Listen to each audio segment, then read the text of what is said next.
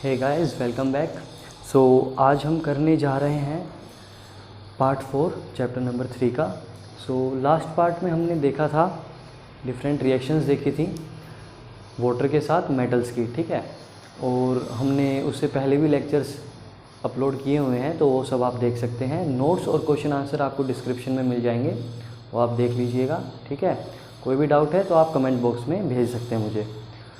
अच्छा, तो आज का हमारा टॉपिक है reaction of metal with metal salts. Metal salts का रिएक्शन कैसे होगा मेटल्स के साथ, ठीक है। तो क्या होता है, जो ज़्यादा रिएक्टिव मेटल होती है वो डिस्प्लेस कर देती है दूसरे मेटल सोल्ट को, ठीक है। इससे क्या होता है, जैसे मान लो मेरा एक ए मेटल है, ठीक है, और प्लस में यहाँ पे सोल्ट बना हुआ है, मान लो हम मान लेते हैं CD, ठीक है। तो ये इसको क्या है, तोड़ देगा।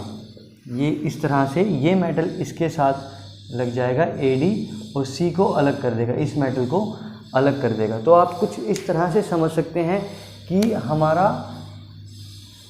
ये रिएक्शन किस तरह से होता है, ठीक है। सो देखो क्या लिखा है, reactive metals can displace less reactive metal from the compounds in solution और इन मोल्टन फॉर्म। जैसे कि एक मेटल A है मेरा और एक सोल्ट है मेटल B का, तो सोल्ट सॉल्यूशन बन जाएगा मेटल A का और मेटल B अलग हो जाएगा। इसे एग्जांपल से समझते हैं, ये थोड़ा सा आपको टिपिकल लग सकता है स्टार्टिंग में। जैसे कि हमने याद करो चैप्टर नंबर 1 में भी हमने ये पढ़ा था, iron plus CuSO4 gives FeSO4 plus में Cu। तो देखो इसमें क्या हुआ, आयरन है वो कॉपर से ज़्यादा रिएक्टिव है, आयरन कॉपर से ज़्यादा रिएक्टिव है। तो जो कॉपर का सोल्ट है, कॉपर सल्फेट जो सोल्ट है, उसको वो रिमूव कर देगा, उसके बॉन्ड को ब्रेक कर देगा, इस कंपाउंड को ब्रेक कर देगा और खुद एक सोल्ट बना लेगा FeSO4 और कॉपर को अलग कर देगा। अगर मैं एग्जांपल बताऊं कि मान लो इन दोनों में दोस्ती है, ये थर्ड पर्सन आया तो ये क्या करेगा, ये इन दोनों की दोस्ती को तोड़ के खुद दोस्त बन जाएगा और उसे अलग कर देगा। आप इस तरह भी समझ सकते हैं। सो फिर से देखो क्या लिखा है, reactive metal can displace less reactive metal from the compounds, ठीक है। दूसरा एग्जाम्पल देखो, copper plus silver nitrate gives copper nitrate plus में सिल्वर, और इसको हमें बैलेंसिंग हमने चैप्टर 1 में पढ़ी थी। और इस तरह की बड़ी सारी रिएक्शंस है। अच्छा, इससे मुझे ये याद आया, अगर highly reactive metal less reactive को डिस्प्लेस कर सकता है, तो क्या लेस रिएक्टिव मेटल और हाईली रिएक्टिव कंपाउंड को, सोल्ट को ब्रेक कर सकता है? नहीं कर सकता, ठीक है। और इसी के लिए एक हमारे पास एक टेबल आती है रिएक्टिविटी सीरीज़ की, जो कि आपकी पेज नंबर गिवन है, पेज नंबर 45 पर गिवन है NCERT बुक में। तो उसे हम देखते हैं और उसे लर्न करने का मैं एक सिंपल सा मेथड आपको बताता हूँ।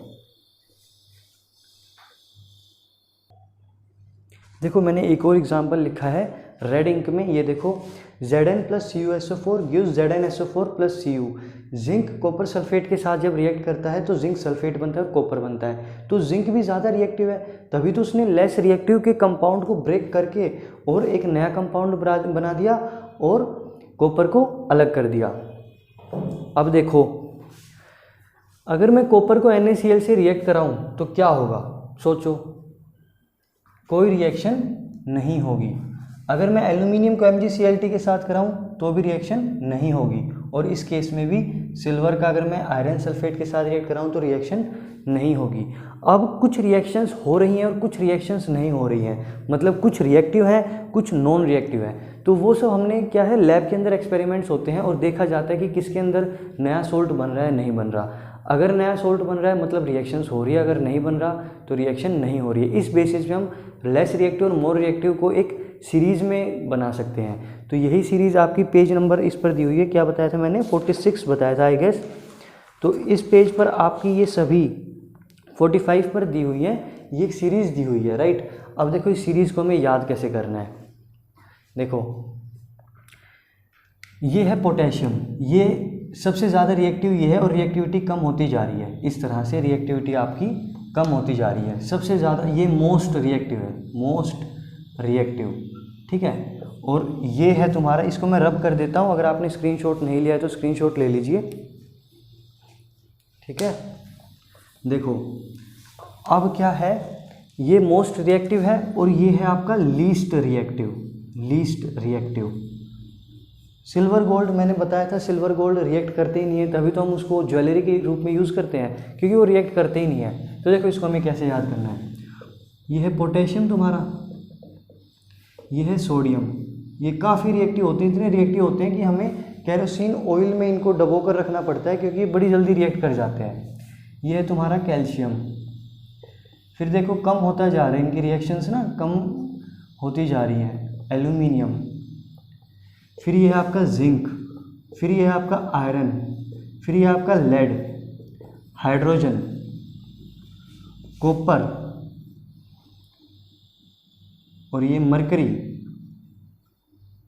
सिल्वर और गोल्ड। ठीक है, तो देखो इसको हमें याद कैसे करना है। इसका एक बहुत ही इजी तरीका मैं आपको बता देता हूँ। काशीनाथ का मामा आलू ज़रा फीके पकाता है। के फॉर काशी, एन फॉर नाथ। काशीनाथ का मामा आलू ज़रा फीके पकाता है।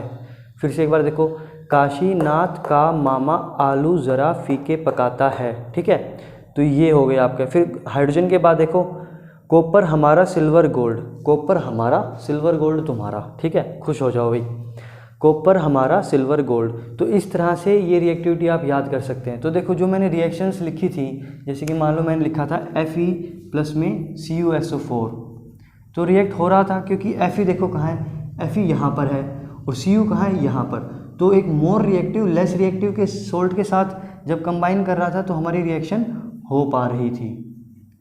ठीक है, फिर और भी हमने रिएक्शंस लिखी थी, जैसे कि Zn प्लस CuSO4 लिखा था आई गेस, हाँ Zn प्लस CuSO4 लिखा था। तो देखो Zn कहाँ पर है, ये रहा, और Cu नीचे की तरफ है, तो ये भी रिएक्शन पॉसिबल है। लेकिन Cu प्लस NaCl, Cu यहाँ पर है और Na यहाँ पर है। लीस्ट रिएक्टिव क्या हाईली रिएक्टिव कंपाउंड को डिस्प्लेस कर सकता है? नहीं कर सकता। एल्यूमिनियम और Mg, एल्यूमिनियम नीचे की तरफ और Mg ऊपर की तरफ है, क्या एल्यूमिनियम Mg को रिएक्ट कर पाएगा? ये देखो ये ऊपर है, ये नीचे है, ये लेस रिएक्टिव हाई रिएक्टिव को डिस्प्लेस नहीं कर सकता। सिल्वर देखो कहाँ पर है, सिल्वर तो भाई बड़ा नीचे है। अब FeSO4 देखो, Fe यहाँ पर है, ये लीस्ट रिएक्टिव है, ये हाई रिएक्टिव है, ये भी नहीं होगा। अब देखो जिंक और CuSO4 में फिर से देख लेते हैं। देखो जिंक कहाँ पर है, ये ऊपर है, Cu कहाँ है, नीचे की तरफ है। ठीक है, तो हाईली रिएक्टिव लेस रिएक्टिव को डिस्प्लेस कर सकता है। तो इससे हमें पता चल जाता है कि कौन सी रिएक्शंस रिएक्ट करेंगी, रिएक्शंस होंगी या कौन सी नहीं होंगी। या आपके एग्जाम में भी आ जाता है, भाई पूछ लेंगे कि जैसे एक रिएक्शन दे दी और उनसे कहेंगे कि भाई आप इसका आगे करो और बैलेंस करो, तो आप क्या बताएंगे, reaction is not possible because this element is less reactive than this compound and hence it will not going to replace from its salt. So आज के लिए हम इतना ही रखते हैं और नेक्स्ट टाइम पे हम आगे बात करेंगे। Thank you.